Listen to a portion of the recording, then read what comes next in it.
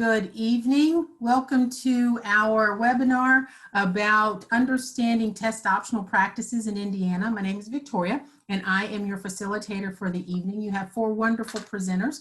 I'm here simply to start and stop and explain a few things about how it will work tonight. Even though your camera and your microphones are off, you are able to communicate with the panel members through the Q&A feature. So go ahead and type in the questions that you have, and the panel will have the option of answering them throughout or waiting until the end. I know they do have a Q&A portion at the end of the session. This is the very beginning of Indiana's virtual college exploration. So make sure that you go to inacac.org and register for more sessions, because we'll have 3 more weeks going on. And if you do miss something, or if you're double booked and can't decide what to do, there will be, all of our sessions will be on demand because everyone is being recorded, including this one. So if you miss a slide, you can go back and watch the presentation. I will turn over control of my screen, and I hope that you enjoy the information.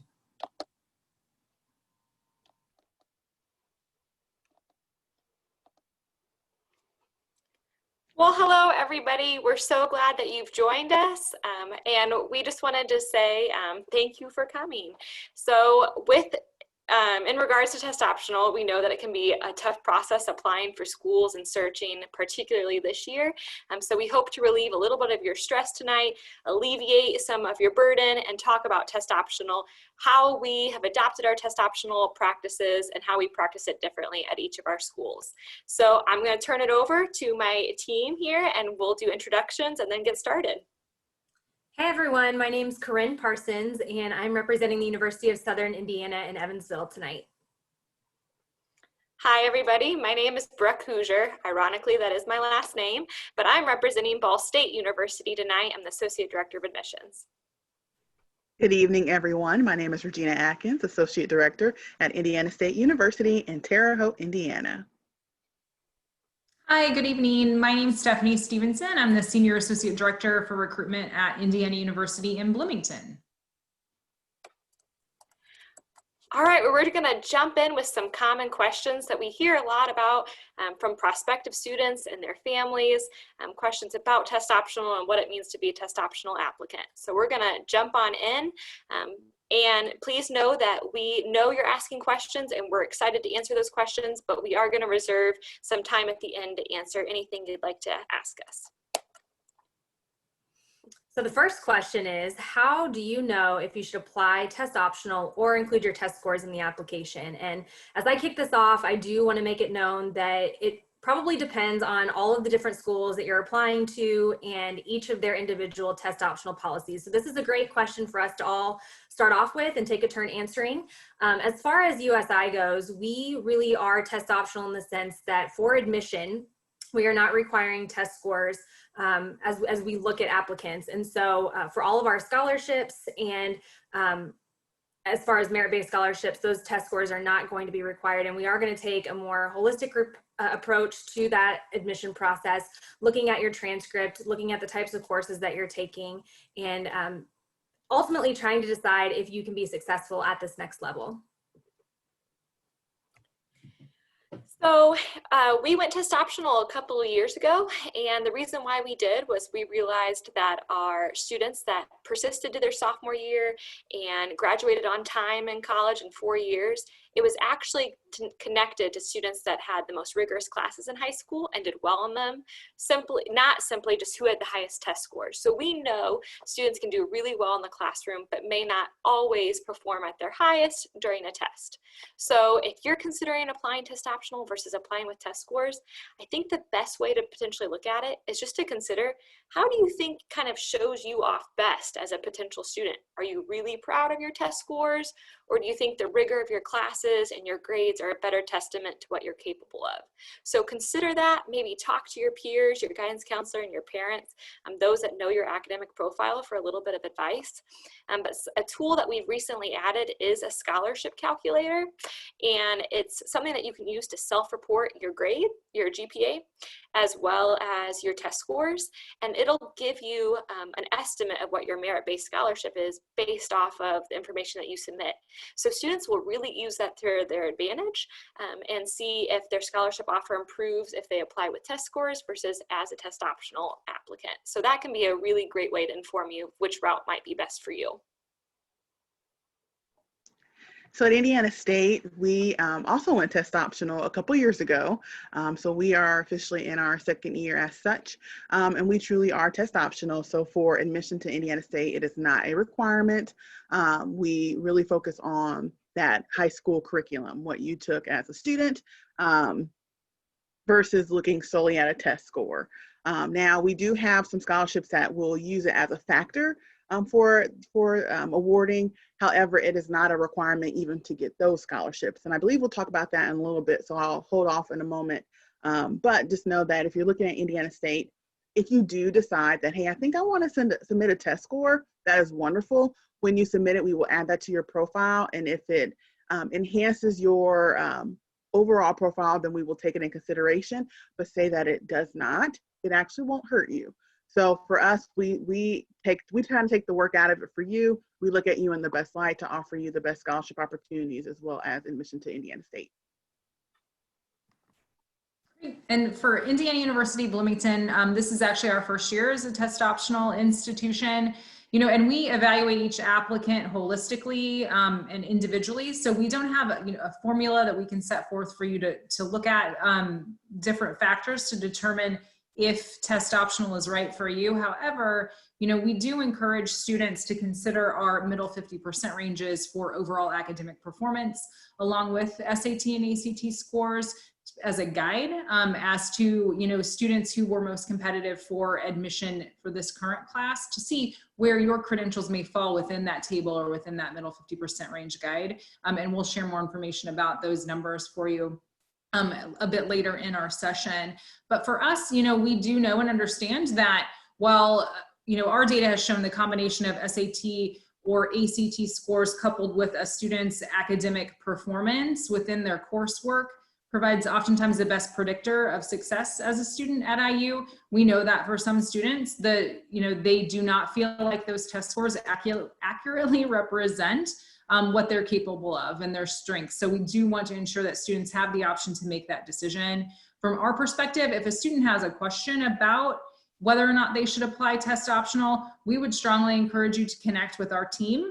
Each of you will have your own admissions representative. We have representatives who are assigned to different areas within our state who can help guide you through that conversation if you do have any specific questions as to whether or not it may be the best path for you to apply with test scores or without test scores. So thank you, everybody.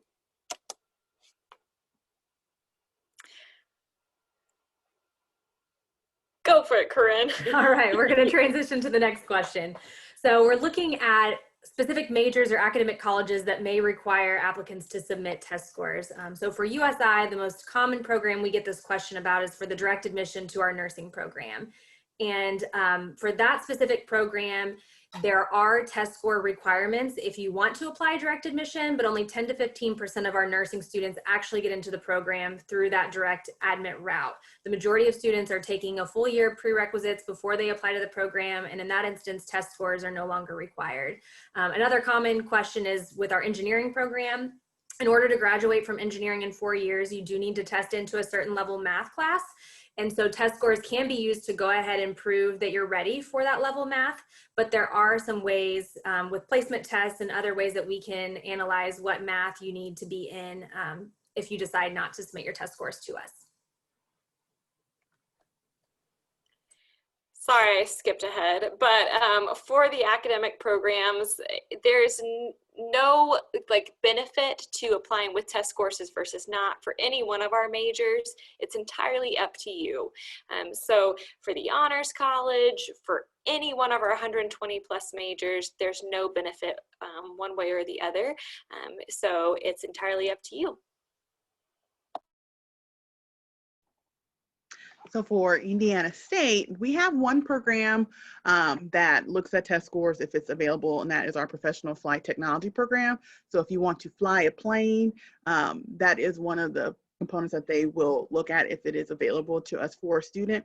That being said, the process for that program includes other pieces. For example, there is an essay requirement as well as an interview that they utilize for that. And past couple years, we actually have done phone interviews. So that will actually be more beneficial, the work you put into your personal statement, as well as that interview, than a test score. It is a piece of the puzzle. They will look at that for placement into some of their courses, but if a student does not have that, they can take courses to take those necessary prerequisite requirements for that.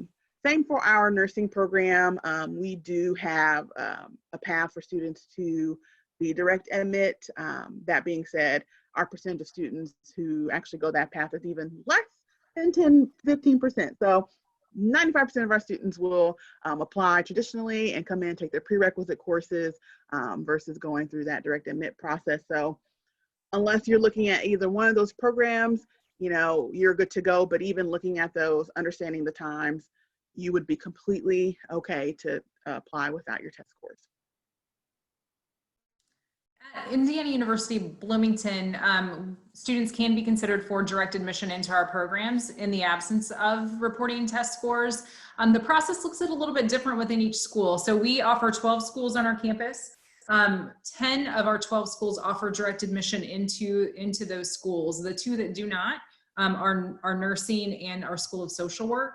So direct admission isn't an option for students applying to those programs. You would apply to the program as a current student on our campus. However, for those 10 schools that do offer direct admission, they will evaluate students both in a variety of ways. Some can have specific set standards that would include a GPA in combination with overall SAT or ACT scores for consideration.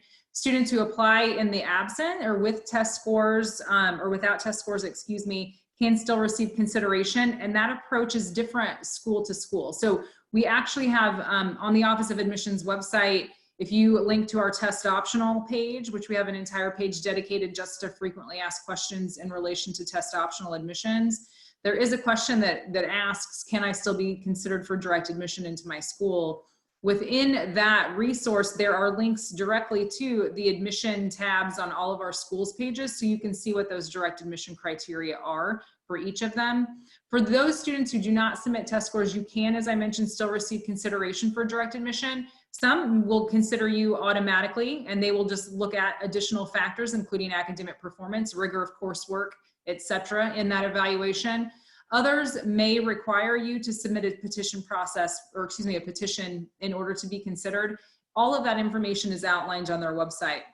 However, regardless of if you apply with or without test scores, you can still and will still receive consideration for direct admission, as long as, again, you're aware of if that petition process would be a requirement for you for the school you're interested in.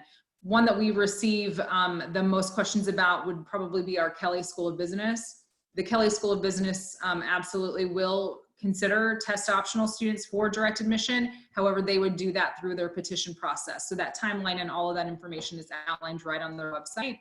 So our test optional resource at IU on our admissions homepage is going to be a really great way for you to connect, again, to those specific requirements for any of the schools that you're thinking about and interested in learning more about the direct admission process.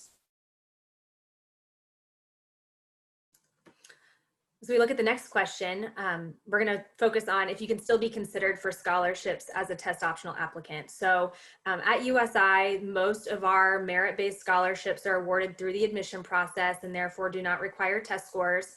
There are a handful of separate application scholarships that are noted on our website where test scores are considered, but very few and far between. And we walk you through that process if we see that you're meeting those requirements or close to those requirements so that you're aware of when test scores are necessary.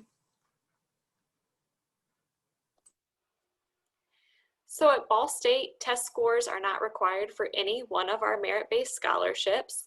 Indiana residents qualify for 2 awards at the time of admission, the Ball State Scholars Award and the Ball State Presidential. As long as you apply and are admissible, we will automatically consider you for both of those awards, regardless of which avenue you end up going. the additional competitive scholarships that some of our students may qualify for that are dependent on their major or on the honors college admission also do not require test scores. In those cases, they're looking more at factors like the rigor of your curriculum, an interview, additional supplemental materials like letters of recommendation and that type of thing. But again, test scores are not required, so it's really up to you.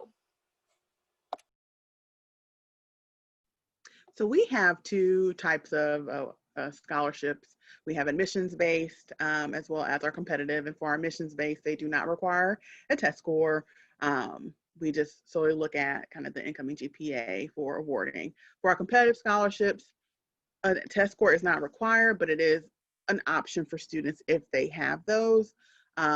Typically though, we look for students to meet 2 of 3 requirements: test score, rank, or GPA. So if you have 2 of those 3, then that's how you kind of get in the pot for those competitive scholarships. The main ones, we only really have 2 that are for any program, and then we have a couple business specific programs, and then we also have our Rural Health Scholarship, which is a partnership with IU School of Med. That scholarship we've been getting more questions about for tests, but for that one, the test score for this academic year has been I guess suspended for a requirement, so it's not required. However, if it is available, like say you have a test score, you're pretty pumped about it, we do encourage you to submit that as part of your application process for that particular scholarship.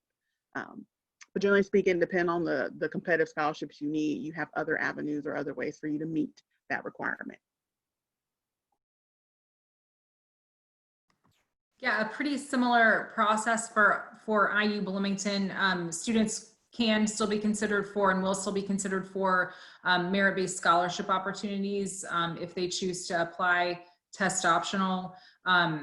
We'll talk about this a bit again towards the end as well, but we've also updated our process to allow students, just because of test access issues, to apply test optional initially and then potentially update that decision. If you do have an opportunity to take a future test, you receive you know, an updated, or you receive an SAT or an ACT score, and you'd like to have that considered for admission and scholarship purposes, and we've updated our process to allow for that as long as you submit that information by a certain date as well. So we definitely want students to understand though that they still will receive consideration, and we're committed to making those scholarship opportunities available for students. And in the absence of test scores, we would, again, much like my colleagues, focus on additional factors that emphasize that academic preparation and performance. So overall academic performance, rigor of your coursework, specific, you know, performance in those more rigorous and academic specific courses as well. So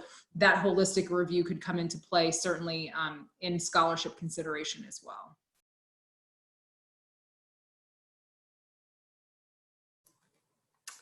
So hopefully we can get through this next question pretty quickly. It's pretty straightforward, but we're each going to take a minute to share what our average student profile was for this past year's incoming freshman class. So at USI, our average freshman had a 3.48 GPA, and on the SAT, they were scoring about a 1080 combined reading and math, and then on the ACT, our average was a 22.7.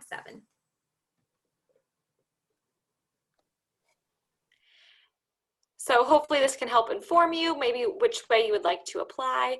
But at Ball State for this last freshman class, our average GPA was a 3.52 on a 4.0 scale. The average SAT score was an 1160, and our average ACT score was a 23. Indiana State's average GPA was a 3.22, and our average SAT was a 1020, and our average ACT was a 21. For IU Bloomington, I'll do our averages, but I would like to share our middle 50% ranges too, because I did reference those earlier and indicate that I would share those later in the session. But for us, the average GPA was a 3.9 on a 4-point scale, and that does include weighted GPAs, a 1268 on the SAT and a 28 on the ACT. That middle 50% range grouping for GPAs was between a 3.61 and a 4.0. For the SAT, between an 1160 and a 1370. and for the ACT between a 25 and a 32. So again, those aren't minimums, but that the largest percentage of our students fell within, who are competitive for admission and offered admission, fell within or exceeded those ranges when admitted. And just listening to those averages, I think we could probably all agree that we wouldn't want those numbers to necessarily dissuade anybody or discourage anybody from applying one way or the other. But again, to reach out to our individual offices and ask for advice or counsel so that we can really guide you appropriately. Great point, Brooke.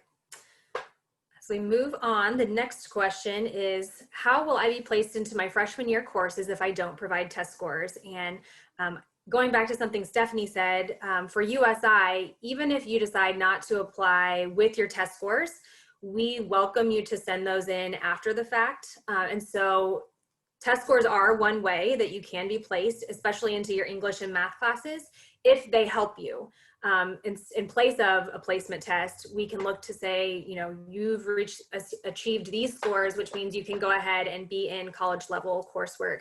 We'll also be taking into consideration any dual credit that you've completed. If you've already completed English 101 or that basic English class or that college level math class, we'll go ahead and put you into that next class as long as we get that official transcript from the university that's giving you that credit.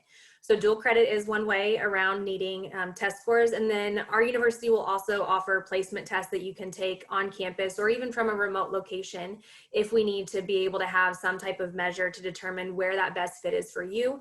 And all of that is to ultimately help to set you up for success, making sure that you're ready for that next level course so that we can set you up on the path to graduate in your time frame and also succeed and take advantage of all the opportunities that are available to you on campus. I couldn't agree more. So at Ball State, it's really the same process. Test scores can help put you into a certain course for math or English, but alternatively, we also have placement exams.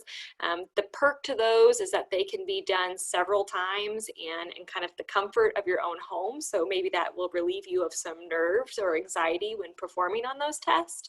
Also, we'll look at your rigor in high school and the kind of level of math and English that you took. And then finally, we do one-on-one academic advice. So it would be a conversation ultimately with you and your advisor as to what course is appropriate for you to enroll in. So again, it's looking at a few different factors, and not submitting SAT or ACT scores will in no way prevent you from taking the classes that you need to.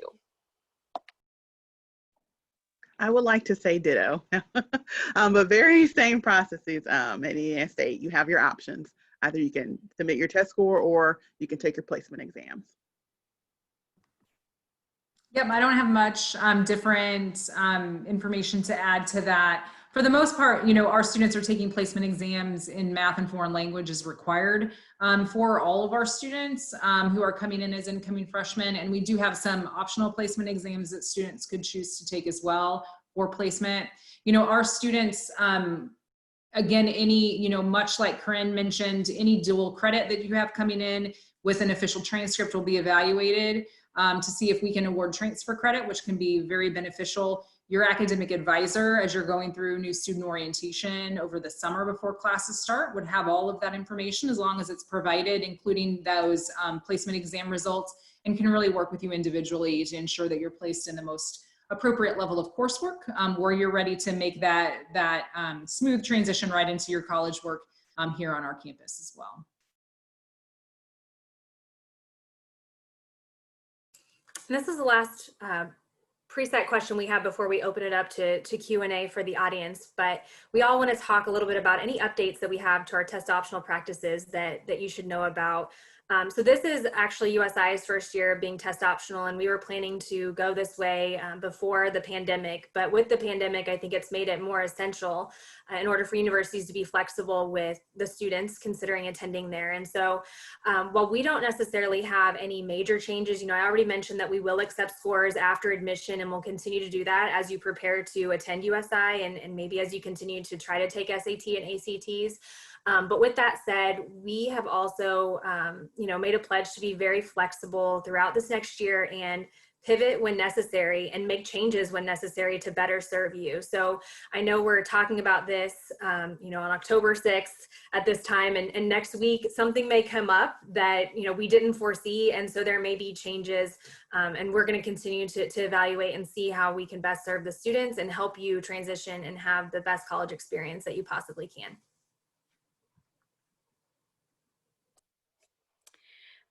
So yes, we have a very similar approach this academic year as well.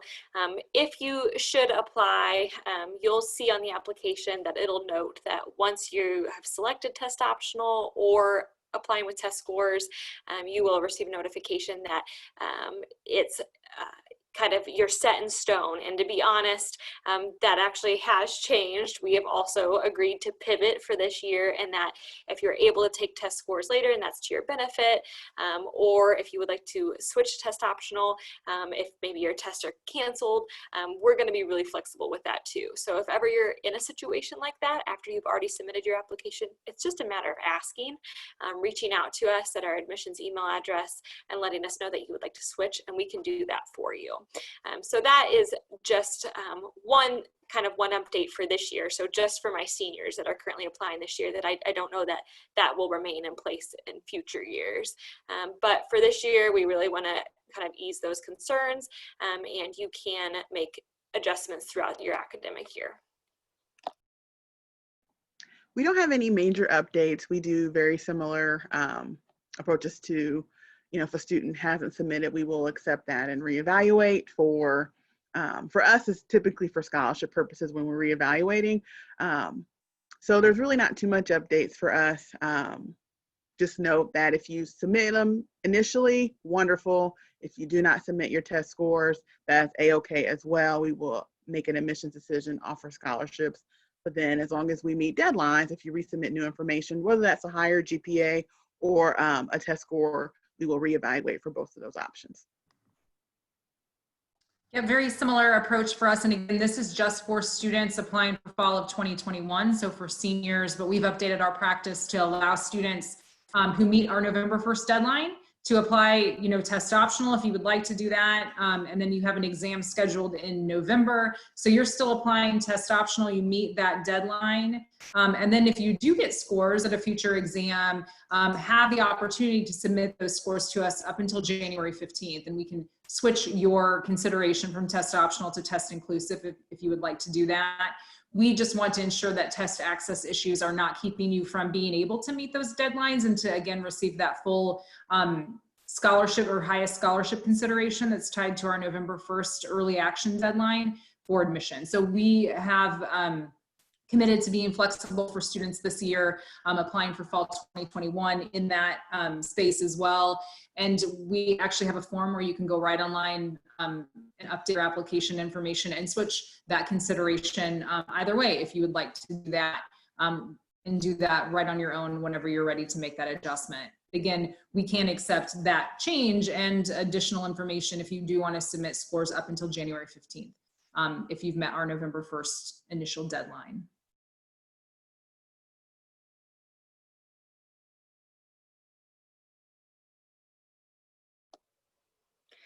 All right, I believe that wraps up the questions that we wanted to be sure to address. So now we can move on to the Q&A portion, and I see that we've already got a few in there. I do ask that if you have a specific school in mind that you really want to address the question, that you let us know in the chat who you would like to answer that for you.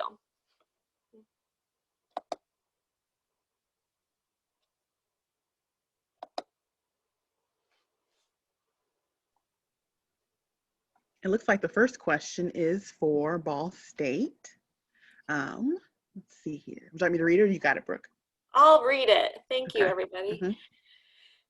So the question is in regards to a student that is interested in applying to Ball State, has a score that is above our average and a GPA that's really close, and they're wanting to know if writing a personal statement does add to their application, particularly in scholarship consideration, and that maybe explaining, giving some context for the grades might help as well. And I would always encourage students, interested applicants, to submit a personal statement, especially if they are kind of in that gray area. It can help. But ultimately, as we've discussed, what matters most is the academic profile that we receive and that transcript and the test scores. So that's what we're going to look at most, but those personal statements, the letter of recs, those types of things can also come in helpful too. And what I would tell any student that's interested in Ball State is to continue to submit updated transcripts as the academic year progresses, because we continue to reevaluate students for scholarships up through their senior year. So even once that student has graduated from high school, and maybe that GPA is still improved a little bit, by all means, have it sent again, so that we can continue to update our either admissions decisions or our scholarships decisions right up until the beginning of school, so up until August 2021.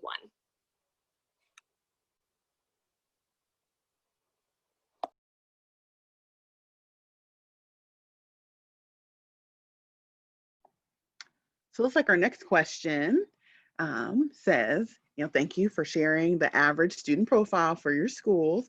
Is this information on the websites? Would it be on all Indiana schools' websites, or is there a state website that gives all school profiles?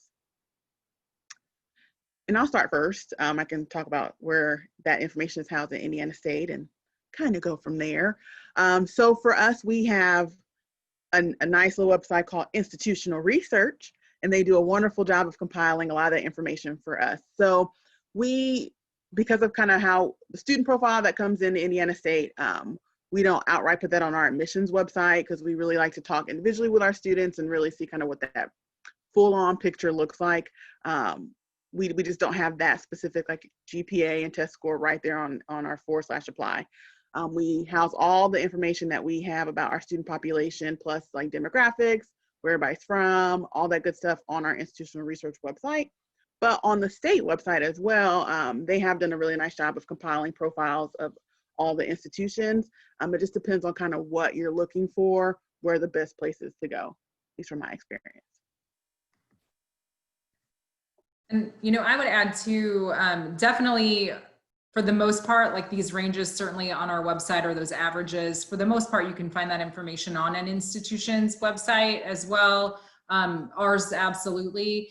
And I would say too, while there are some great resources out there, and there could be resources that, accumulate that data and put it in one spot, I would say oftentimes your best bet is going to be that school specifics.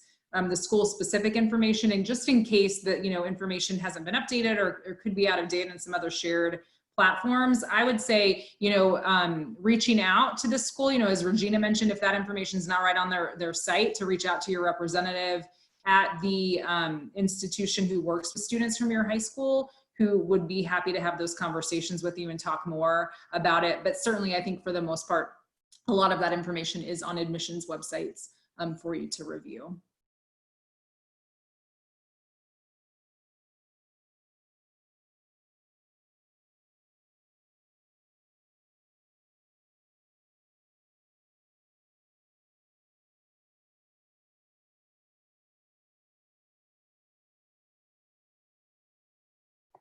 Hey, Brookies, you're muted. Thanks, Gina. So it doesn't look like we have any other questions coming in, but I encourage everybody to submit any question that's coming to mind. Don't be shy. But in the meantime, we can maybe say, let's see here, if any one of us has any maybe advice or anything that they would just like to share, even if it's not related to test optional, about the application process, this would probably be a great time to do so. Anything that my colleagues would like to add or get started here?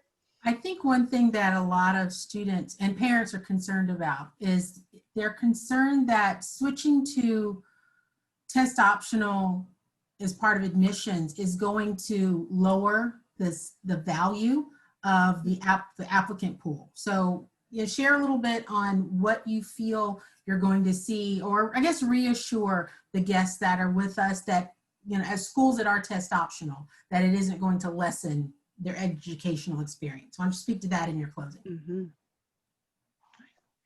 I would love to speak to that. Thank you for that question. Yeah, absolutely. That was a concern that was voiced by multiple people when we announced that we were going test optional in 2018, whether it was alums or just people that were invested in the university. And when we did peer-to-peer research with universities that had already gone test optional, not necessarily in the state of Indiana, asking them about their retention rates. So were students able to persist to their sophomore year and graduate? Did that change when they went test optional? Those were the types of questions we asked because we wanted to ensure that our students would be successful regardless of which way they applied. And for us, I can say that it is in no way diminished the quality of our applicant pool. In fact, our retention rate for this year is up to 81%.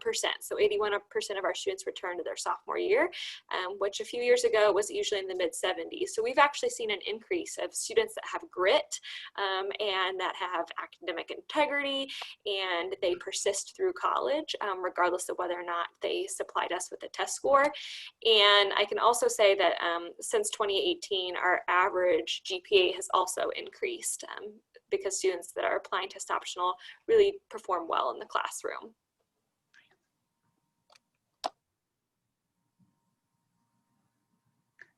I'm already unmuted.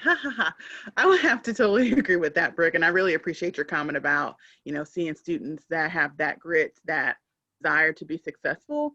I think if anything, opening the door, adding another way. I know it may seem like you're removing a way to evaluate a student, but in my opinion, this is adding a way to really look at students closely and intentionally.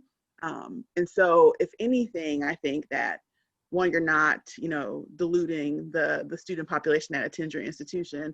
But at the same time, we're adding a little bit of diversity because before, a test score could have been a barrier for a student to prevent them from gaining access to an institution. And now that, we have all gone test optional, that piece of the puzzle is no longer there. And it opens the door to have students, attend our institutions that may not have been in the past. So if anything, it's enriching that classroom. It's, providing a seat for a student who may not have been there before that can then, like I said, enrich that experience for all of our students. So it's definitely not a negative that it's gone this way. It's a change, and it's something that I think we all have to just think differently about how we're looking at our students for admission. But in the long run, it's a positive on a variety of levels. Yeah, I'd like to play off of Regina's comment about access because that has always been a major point of pride for the University of Southern Indiana, and one of our main missions is to be accessible. And so it really has been able to do that by going that test optional route prior to COVID, but especially due to the pandemic because of the delay in tests. And I would say that we are all here in this room tonight as admissions professionals because we believe in the power of higher education. And I'm sure that we all have our own transformational stories that we can share from our own experiences. And we feel so passionate about it that we want to share that with all the students that we can. And so going back to some of the points earlier, our goal is to help set students up for success. And by eliminating some of those barriers and allowing a little bit more freedom and flexibility in how we're making those admission decisions, we're really able to fulfill that mission. I would say on the student and the parent end, it creates more unknown because you can't check boxes anymore. And I think we are in a season where there's a lot of unknown and we want to grab onto something. And so that makes the test optional policies a little bit more difficult to understand because there's a lot more gray area. But in the long scheme, in the grand scheme of things, that's actually a really powerful and positive thing. And it is going to help your overall college experience. Wonderful. Well, I appreciate you ladies sharing all the great information on your schools and how you're approaching test optional the test optional admissions policies that you're adopting. Right now, as we reach the end of our time together, I do want to remind our participants that at the end of the webinar, after I end it, there's going to be a quick survey that StriveScan and InACAC would really appreciate you taking. It's 4 quick questions. Shouldn't take that long. Again, go back on the website, look for other sessions. This week will be all panel discussions. The next 2 weeks will be individual university information sessions. So go on there, take the time to sign up for some different schools, to look at some different topics and learn as much as you can while we're all in this remote world. And do keep in mind, if you can't get to all of them, they all will be recorded and they all will be on the website on demand going forward. I appreciate your time this evening, ladies, and thank you all for signing up. I hope you have a great evening, and I will see you all soon. Thanks.